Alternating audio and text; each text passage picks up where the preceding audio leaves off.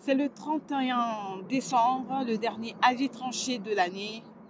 Je le donne. Cristiano Ronaldo a bien fait d'aller à Al Nasser. J'attends le vôtre en commentaire.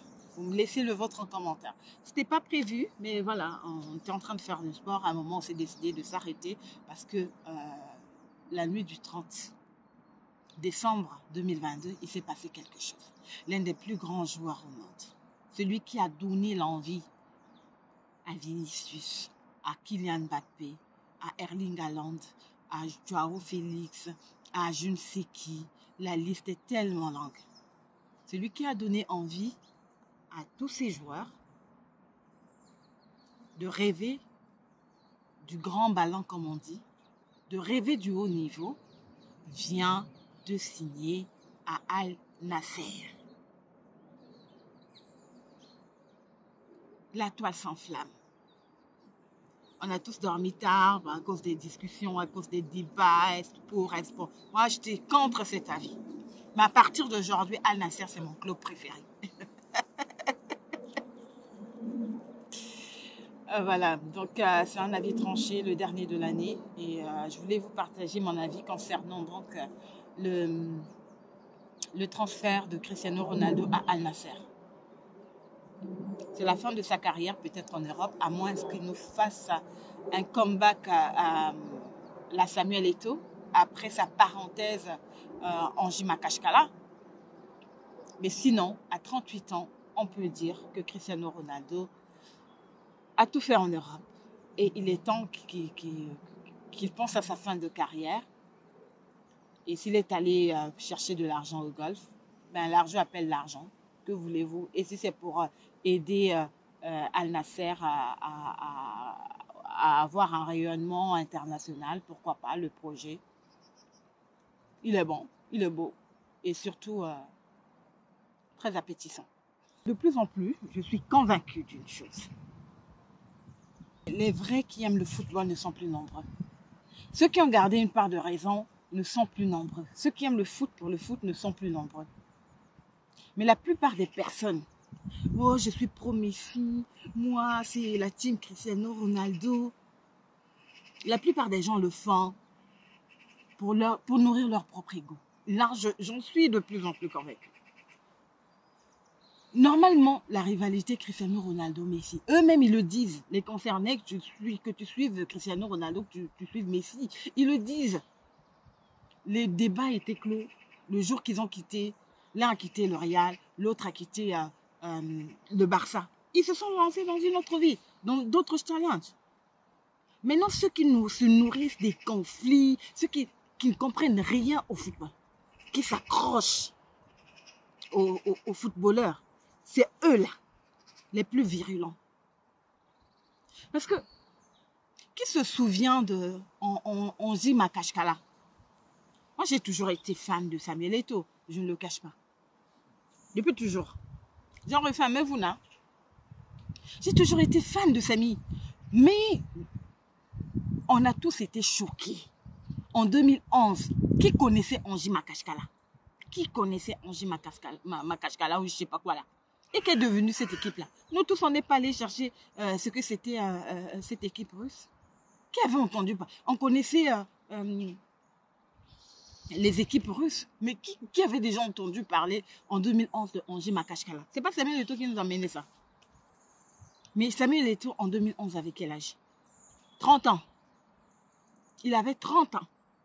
Mais il n'a pas résisté aux appels de phare. Est-ce parce que Al Nasser c'est en Asie que voilà, les gens vont s'enflammer? Mais je comprends une chose en fait.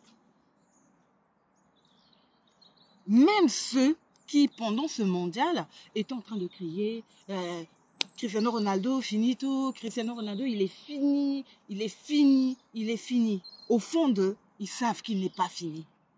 Parce que si la toile s'enflamme autant, parce que les gens sont convaincus qu'il a encore le niveau pour jouer en Europe. Quand on le mettait sur le banc, les mêmes venaient dire, voilà, il faut accepter qu'il est fini. Il faut être réaliste. Il est le seul dans sa tête. Pour avoir été une compétitrice, Il y a une phrase que je répète souvent. Je respecte beaucoup les champions. Les gens qui ont la mentalité des Cristiano Ronaldo. Les gens qui ont la mentalité de Samuel Eto'o, là. Les champions.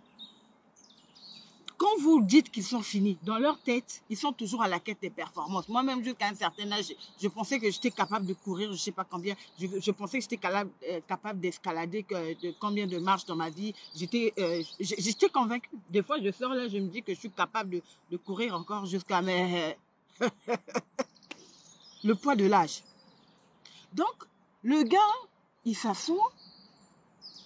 Vous l'avez critiqué qu'il n'a plus, depuis Manchester, là, oui, on le met sur le banc, c'est normal qu'il n'a plus le niveau. Avec la sélection portugaise pendant la Coupe du Monde, non, normal, il n'a plus le niveau. Et quand on n'a plus le niveau, on fait quoi? La plupart des personnes en fin de carrière, qu'est-ce qu'elles font? Et qu'est-ce que le roi Pelé avait fait? Lui qui était un patrimoine national intransférable. Il n'a jamais joué en Europe. Mais à la fin de sa carrière, à 37 ans, qu'est-ce qu'il a fait? C'est pas lui qui est allé signer au Cosmos là-bas. Dites-moi, ces années-là, il y avait quelle équipe aux États-Unis? Jusqu'aujourd'hui, on parle peut-être du soccer, mais le football là, il n'a jamais été la discipline première aux États-Unis. Jamais de la vie. Mais imaginez si même jusqu'aujourd'hui, les États-Unis ne sont jamais imposés, n'ont jamais pu s'imposer comme une nation de football.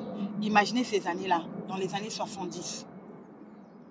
Quelqu'un avec sa couronne, triplement vainqueur de la Coupe du Monde, avec tous les exploits qu'il a réussi dans sa vie, se retrouver dans ce championnat américain, se retrouver à Cosmos. Aujourd'hui, on pleure le roi Pelé.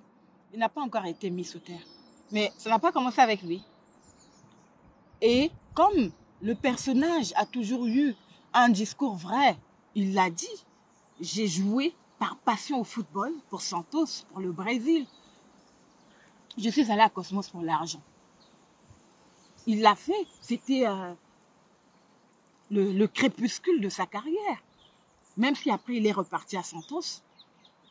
Mais il a répondu aux appels de phare de l'argent.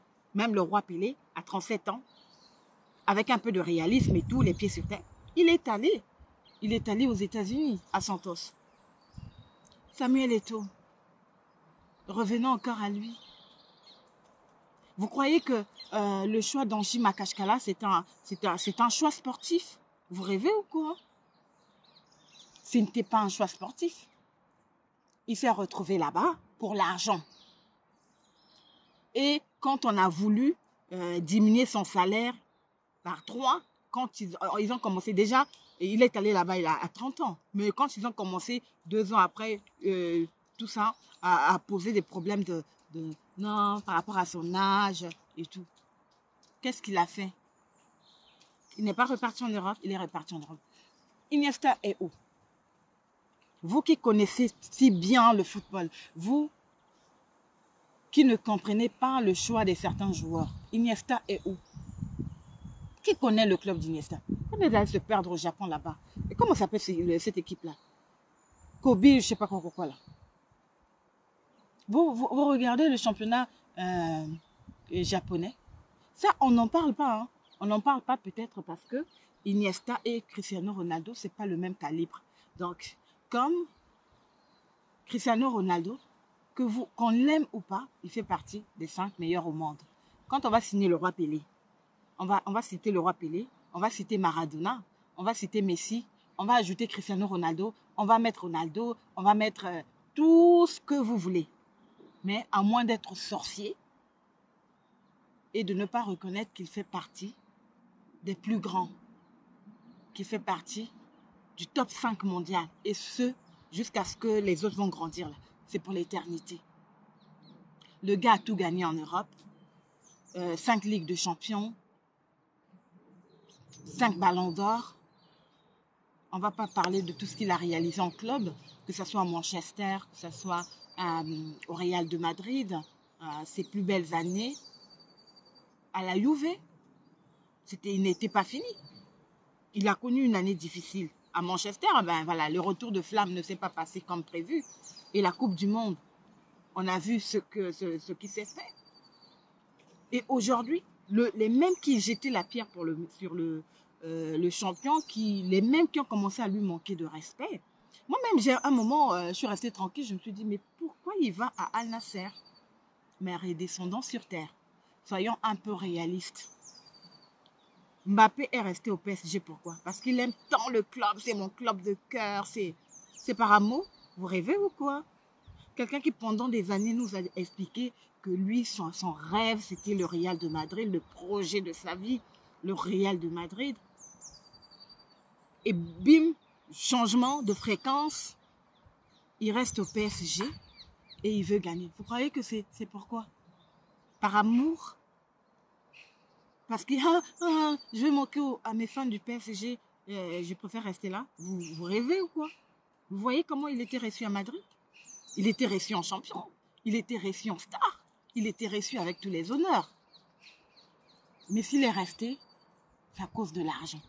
Parce que quand on propose des chiffres, là, quand les zéros s'ajoutent derrière un chiffre, même un gamin, même un enfant, même un homme, puisqu'on va l'appeler comme ça, on le respecte.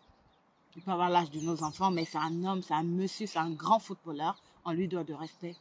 Et même lui, il a succombé. Il n'est pas resté au PSG pour tes beaux yeux, pour nos beaux yeux, pour vos beaux yeux, parce que vous aimez tellement le PSG et que vous l'avez convaincu à rester. C'est les avantages, c'est l'argent. Et tous succombent. Beckham, l'un des meilleurs tireurs, les meilleurs. Si on se met là à citer un tel, tous les grands. Qu'est-ce qui a amené Beckham aux États-Unis? Parce qu'il aimait tellement le statut de la liberté. Vous rêvez ou quoi? C'est l'argent. C'est l'argent. Voilà. Et si Beckham insistait, il voulait bien voir Cristiano Ronaldo aux États-Unis parce que la présence d'un tel joueur aurait apporté un autre rayonnement à ce sport-là. La plupart, on sait, la direction, c'est voilà, les États-Unis, le Qatar, quoi qu'il ait dit en 2015, Cristiano Ronaldo. Si les offres ne sont pas venues, parce que dans la presse, je pense que c'est quelqu'un qui a été vraiment démoli par la presse. Et s'il a préféré répondre aux appels de phare de Al Nasser, c'est un choix qu'on doit respecter. C'est un choix logique, c'est un choix réaliste. Il s'est assis, il s'est dit, j'ai 38 ans. On va fêter la nouvelle année là. Cristiano Ronaldo va avoir 38 ans au début de cette année, en février. Il aura 38 ans. Et à 38 ans, le mec décide de faire un choix réaliste. Vous êtes là encore en train de crier. Fallait pas. Et les moqueurs se moquent. Nous qui l'aimions, nous qui l'aimons, nous qui respectons surtout son talent. Moi, j'étais convaincue qu'il avait encore sa place en Europe, il pouvait tenir encore. Même s'il a fait le choix d'aller dans le golf là-bas, on respecte, c'est un choix réaliste. Il n'a qu'à aller chercher son argent. Il n'y a que toi et moi, on est assis là, on réfléchit, on suit la vie des gens. On ne s'arrête pas au plaisir qu'ils nous donnent sur le terrain. On ne s'arrête pas au fait de les voir jouer, à nous faire rêver sur un terrain. On commence à suivre, on veut même décider sur leur choix. Il n'y a que nous qui sommes mécontents. Mais sinon, lui-même, s'il a dit qu'il est heureux d'y aller, il a fait un choix réaliste, il va prendre son argent. 200 millions d'euros par an. Vous rêvez? Toi, on te les propose. Je ne suis pas sûre que tu diras non. Hein. Déjà, moi, je ne dirais pas non. Même pour une carrière de, je ne sais pas, danseuse ou quoi là, ou dans le golf là. À 200 millions d'euros l'année, vous croyez comment je vais dire non? Blaguez ou quoi? Donc, voilà. Je voulais juste vous partager cela. C'est mon avis tranché. Cristiano Ronaldo a bien fait d'aller à Al Nasser. C'est mon avis tranché. Merci de le respecter et le vôtre en commentaire.